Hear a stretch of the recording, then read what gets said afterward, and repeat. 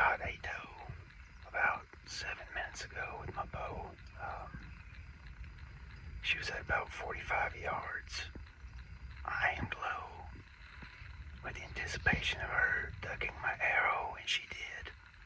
But she also turned and made it a very hardcore in a way shot. I think that it still looked really good.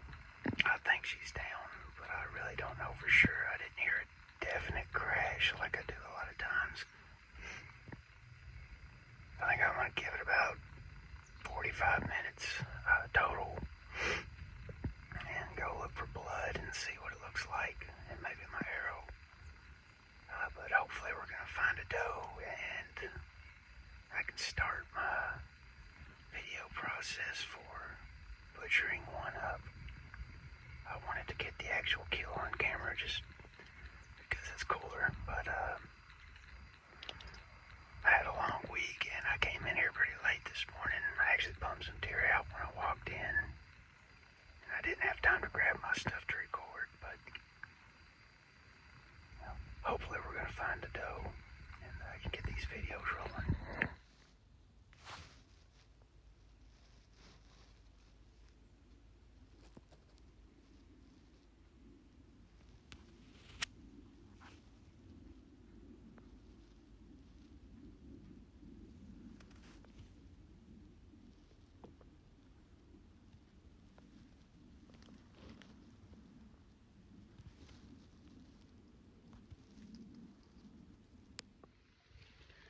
Alright guys, so I gave her about 45 minutes just because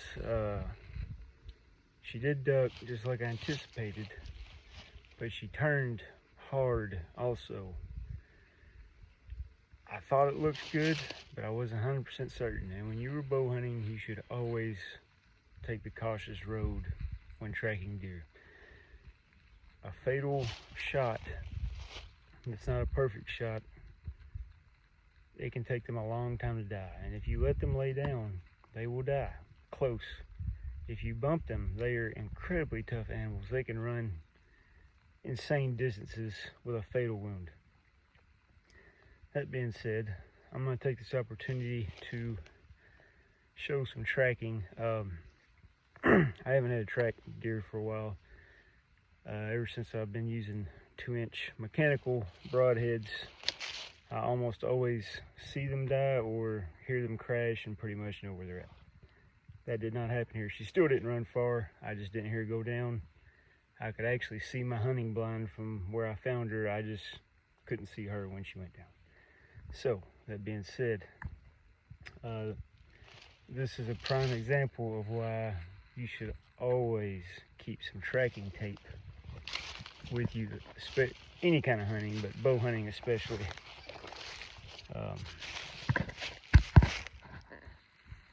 So this is the first blood I found. There's not a lot of it. Not much to go off of. Little speckles here and there. Some brushed up leaves here. A few more speckles.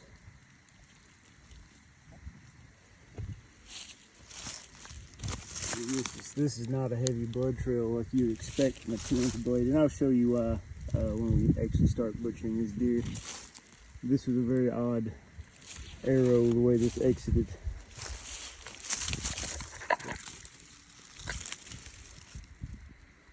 So you can see that's kind of like this brighter color, like a bright red, that usually indicates some type of artery or even heart shot.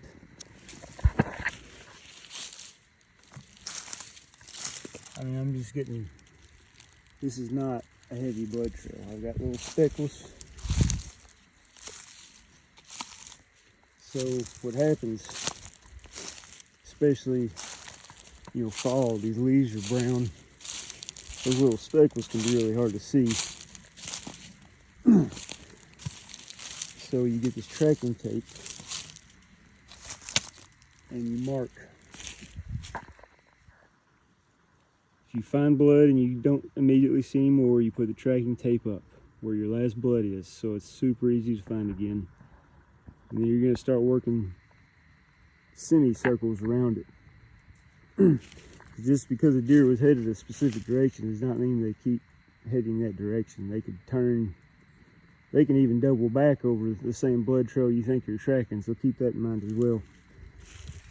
But you know, put your tracking tape up, semicircle around it, try to find more, and so on. Keep finding more and more blood. I mean, this deer did not run probably 60 yards, but it took me a while to find her. She died in some tall grass, and this was just not a great blood trail. So here she is. I mean, that's a pretty big doe. As you can see, the exit wound. Now, I was on the ground. I was on a ground blind. This is actually the exit wound. That being said,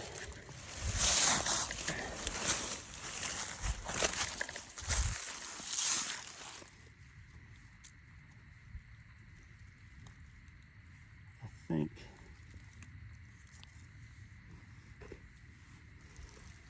yeah, all right. Here's my entry run way back here. I was aiming here because this deer, I mean, she was 45 yards, and yes, that's a long shot on a live animal. I practice 7 days a week. I probably wouldn't shoot a ton farther than that, but I aimed low. She was broadside. I aimed right here, anticipating her drop. She did drop, but she also turned, and they'll drop their whole body to get the force to push off to take off running, and she also turned, so it made it from a broadside to a quarter of a way shot. You can see, I mean, my arrow was flying exactly where I aimed. That's probably 6 or 7 inches back, and it turned into a hard quartering shot. Entered here, exit all the way up here, because as she dropped, her front end dropped down. But it was still a very quick, merciful death for this animal. Way better than anything that would have killed her naturally. Also, if you're a new hunter, you're approaching what you think to be a dead deer that you shot, always look at the eyes. A deer will not die with his eyes closed. If that deer has closed eyes, you need to put another shot in that animal. And be cautious, you know, don't walk up on a big buck. People actually get hurt doing that. If you can't see the eyes from where you're at, look at the chest, make sure it's not still rising a little bit. Make sure they're not still breathing. I actually probably lost blood 20 yards from where she was at, but that white belly really stands out. I saw that white belly. That's something else to look for. If you're on a blood trail and you lose something, just stop, look around a little bit, see if you see any white laying anywhere. That might end your tracking job right there. It's happened to me many times. And it's at a good angle. I'm a little new to this. So here's a prototype knife. I wanted to field test this hunting knife before I released it. It's going to get a bunch of laser engraving and stuff when it's finished. Just wanted to make sure the fit and feel, all that was going to be how I liked it first. So anyway, gutting a deer.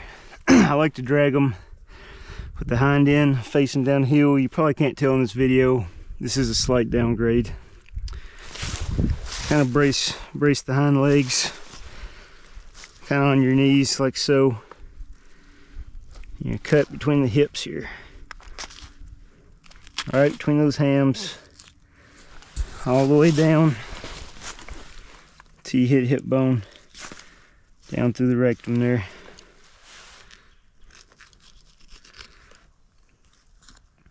Now, with the does, obviously you got some udders to get out there.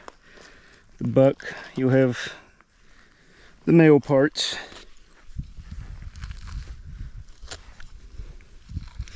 Also, I usually keep some rubber gloves, latex gloves in my pack. I'm out. I'm not worried about any sort of disease or anything like that. It just really helps you clean up in the field. Really hard to get your hands clean from all that blood when you're out in the field. So now that you have this incision, you're going to want to cut from the inside out, like so. It's going to reduce the amount of hair you have on your meat significantly. Like, and you're not going to want to try to cut through all that hair. You're going to dull your knife up like crazy.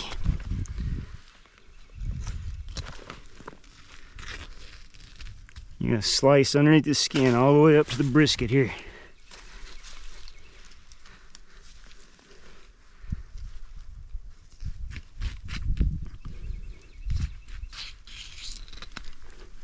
All the way up there.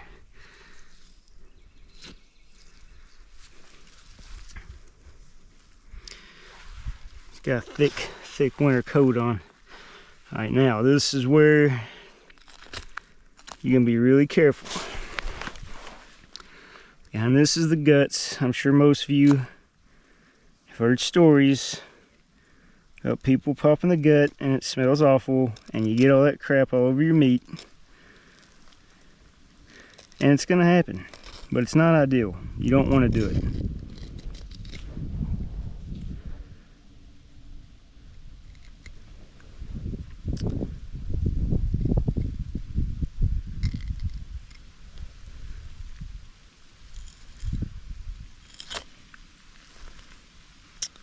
So, while we were talking about all this stuff, this is called caul fat. It surrounds the intestines. It's actually pretty good. A lot of deer fat is bitter. You don't want that deer fat to be on your, meat or anything, but caul fat is different. All of this right here is net looking kind of stuff. I'm not going to keep it today, but I will take it and kind of wrap my deer sausage in it when I go to cook it, and it adds a good flavor. Deer's pretty lean anyway. You may mix your deer with fat. I do. I use beef fat. But either way, it's just still more fat added.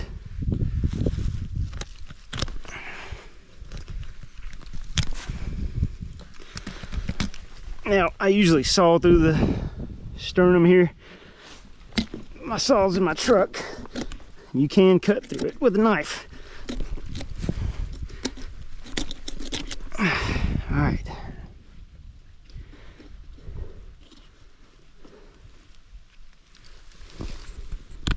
Because I like to saw through this hip bone once I've got this all split. I just kind of like a little T-handle bone saw. Nothing fancy. You just saw through that hip bone there.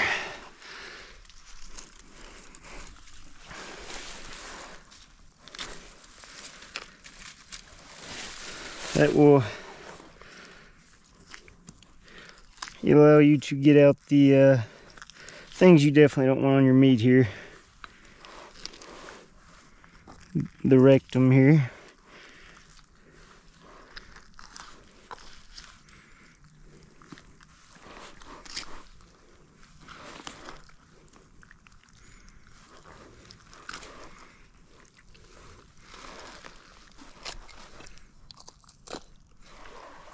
All right, now it's gonna be two more things holding this all in.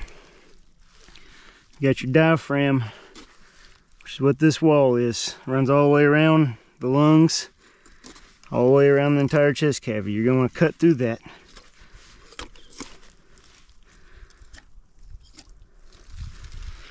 Now, be careful reaching down in here, because your hands are going to be buried in vitals, probably a bunch of blood. You're not going to be able to see what you're doing. Real easy to cut yourself. You get back around the back of this, trying to get this diaphragm. See that arrow went through that liver there, unless I just cut that. And you're also, well, actually, let me back up. It would be better if I drug her over that wood line. You can kind of put their front legs up against a small sapling or a tree. Be a lot easier on you than what I'm doing. Hold the deer, you know, sitting upwards.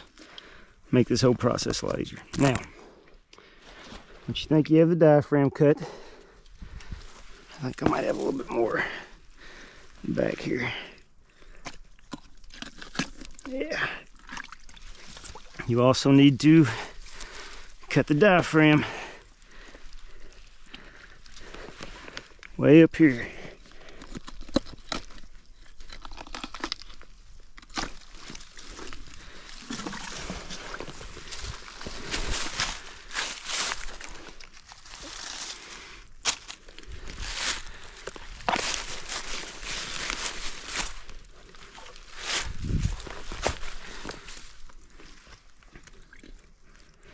Did I say diaphragm? I think I meant esophagus. Anyway.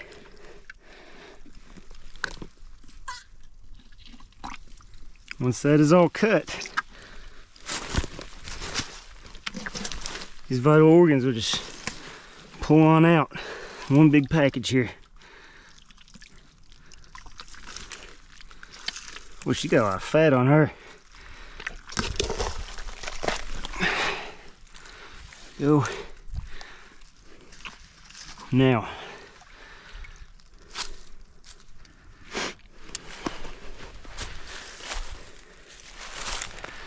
I usually grab them by the front legs.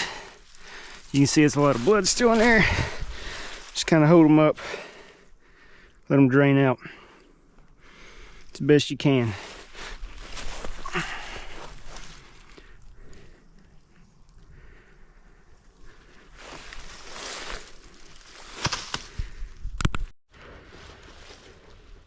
I would highly recommend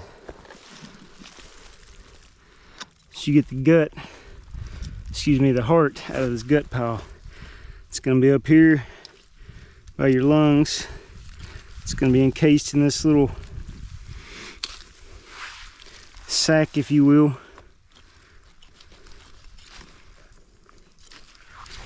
I mean, this is an excellent cut. I know it weirds people out because it's a heart. It's a muscle. Just like everything else you're eating on this deer, it is a muscle.